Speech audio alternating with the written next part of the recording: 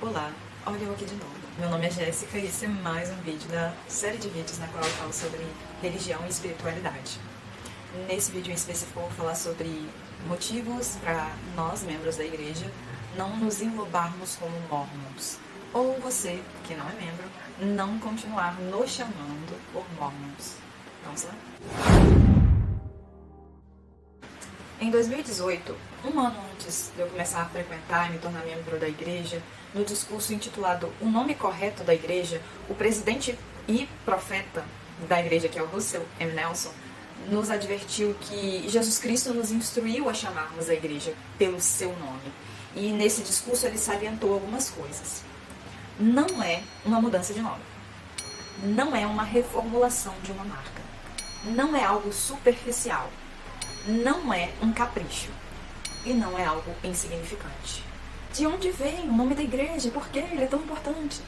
A resposta é: veio de Jesus. É importante porque veio de Jesus.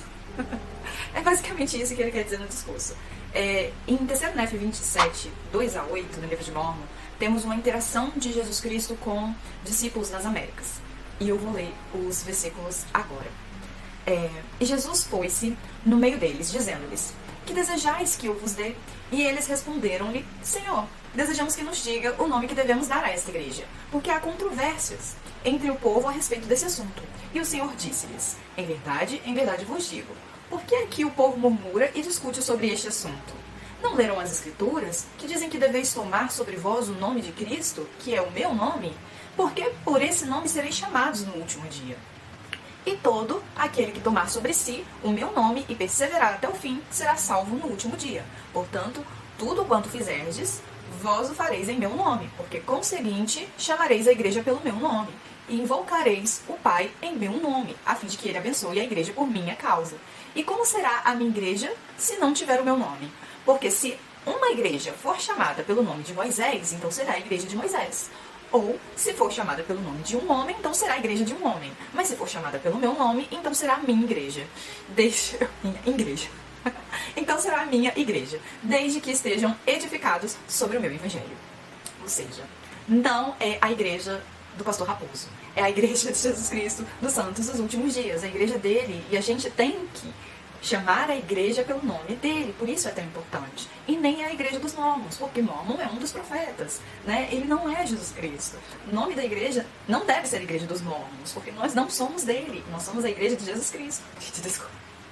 Eu não podia perder o meme da igreja do pastor Raposo, porque é muito engraçado. Sou evangélico da Assembleia de Deus do pastor Mas, Raposo. Enfim, sem julgamentos, tá? Mas é justificativa por nós não tomarmos o nome de nenhum homem como o nome da igreja. Nós não somos a igreja de Joseph Smith, nós não somos a igreja de Mormon, nós somos a igreja de Jesus Cristo. Por muito tempo, os membros da igreja foram chamados mormons, foi um apelido que começou há muitos anos, né, logo no início da igreja, e perdurou por muito tempo, e em alguns aspectos era visto como algo pejorativo, um apelido pejorativo, mas a gente meio que aderiu ao apelido, de forma que nós mesmos nos auto-intitulávamos mormons. E essa advertência veio em 2018 e ela vai ter várias justificativas. A principal delas, com certeza, está no versículo que eu citei, né, a respeito da advertência que vem do próprio Cristo a respeito do nome da igreja. Mas tem muitas outras coisas que vêm acontecendo nos últimos dias que fazem com que enfatizar o nome correto da igreja seja mais importante do que nunca em outro momento da história, sabe? Nesse vídeo eu vou enfatizar um outro motivo, que é as ramificações do movimento santo dos últimos dias, né? O mormonismo, ele é um movimento teológico religioso cristão que se originou no século XIX nos Estados Unidos, no qual há a inserção ali do livro de Mormon como uma escritura sagrada, sendo Joseph Smith um profeta da restauração, que ele restaurou o Evangelho, né? E ele foi o profeta também, o qual traduziu o livro de Mormon, considerado escritura sagrada por esse movimento religioso. Por esse motivo, as pessoas que seguem esse ramo teológico são chamadas, ou apelidadas, de Mormons, sendo Mormon o nome de um dos últimos profetas registradores do livro que leva o nome dele, o livro de Mormon, o Outro Testamento de Jesus Cristo. Alguns, ao invés de chamar esse movimento teológico, né, religioso, de mormonismo, chamam de Movimento Santos dos Últimos Dias. Também porque, analisando ambos, o mormonismo, o Movimento Santos dos Últimos Dias, tem origem comum ali em Joseph Smith no século XIX, né? Porém, por mais que tenha sido o tradutor do livro de Mórmon, né, por revelação, alguns grupos advindos desse movimento hoje nem usam o livro de Mórmon como escritura sagrada. Então, o termo Movimento Santos dos Últimos Dias se torna muito mais abrangente do que utilizar o termo mormonismo. E desse movimento advém várias ramificações. A maioria pelo fato primordial de que aquele profeta que a gente acabou de citar, Joseph Smith, não elegeu um sucessor. Ele morreu. E aí? Qual profeta seguir? Pra onde nós vamos? Ficou igual aquele meme do John Travolta, né? Quando chega lá. Pra onde que nós vamos agora, né? Mas também, algumas ramificações, né, se iniciaram não só por esse motivo, mas esse foi o motivo principal da origem das ramificações, mas também outras ramificações vieram a partir de divergências doutrinárias entre os membros. Eu vou citar 4 exemplos, né, de ramificações do Movimento Santos dos Últimos Dias. Nós temos a Igreja de Jesus Cristo dos Santos dos Últimos Dias, com sigla em inglês LDS e em português SUD, somos nós, que seguiu com Brigham Young como presidente, conforme decidido no Quórum dos 12 Apóstolos. Hoje, a igreja tem sede em Utah, nos Estados Unidos, e com um maior número de membros se comparado com as outras ramificações. Tem membros, assim, mundialmente, mais de 17 milhões de membros. Tem a Igreja de Jesus Cristo, que apoiou Sidney Rigdon, primeiro conselheiro da primeira presidência na época de Joseph Smith, e também teve suporte de William Bickerton, levando a serem conhecidos pelo termo também de Igreja Bickertoniana, com sede na Pensilvânia, nos Estados Unidos, que hoje tem cerca de 20 mil membros.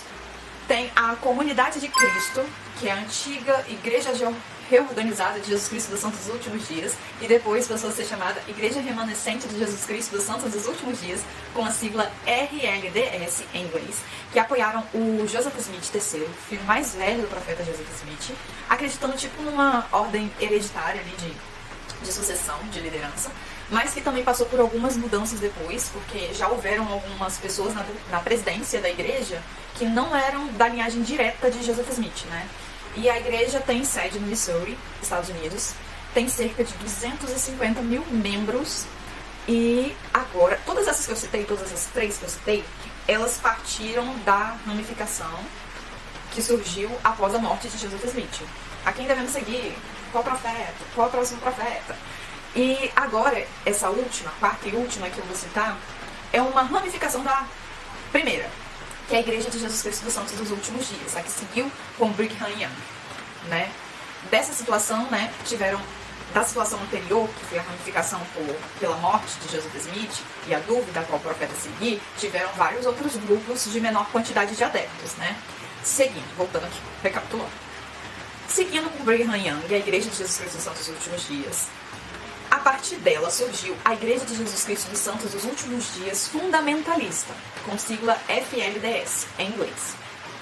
Ela surgiu no momento, né, de desvinculação da Igreja SUD após a suspensão da prática da poligamia, divergindo posteriormente, né, hoje em dia, de ainda mais práticas e doutrinas da Igreja SUD.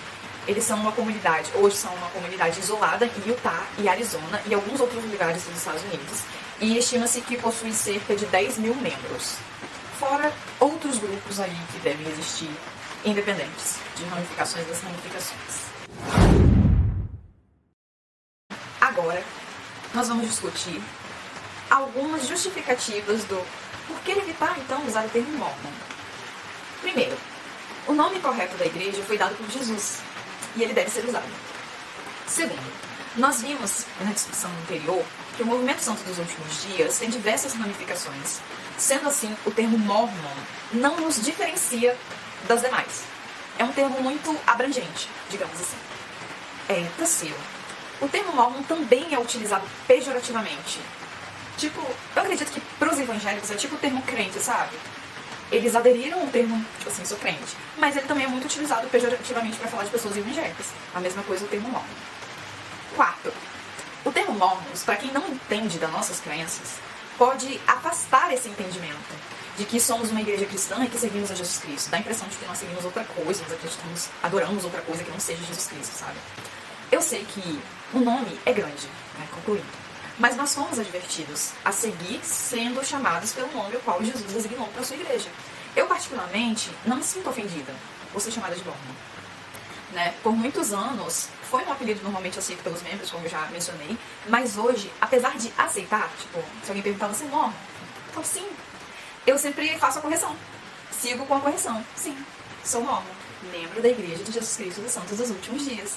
Isso é bom para evitar deduções, preconceitos, associações e etc. E aí, para concluir, você é um membro de alguma dessas ramificações da igreja? Fiquei curiosa, comenta aí. Você conhece alguém que é membro de alguma das ramificações da igreja? Comenta também. Você já viu séries, filmes, documentários de alguma dessas ramificações? Comenta aí também. Eu quero muito saber. E esse é mais um vídeo da série de vídeos sobre religião e espiritualidade. Até o próximo. Tchau, tchau.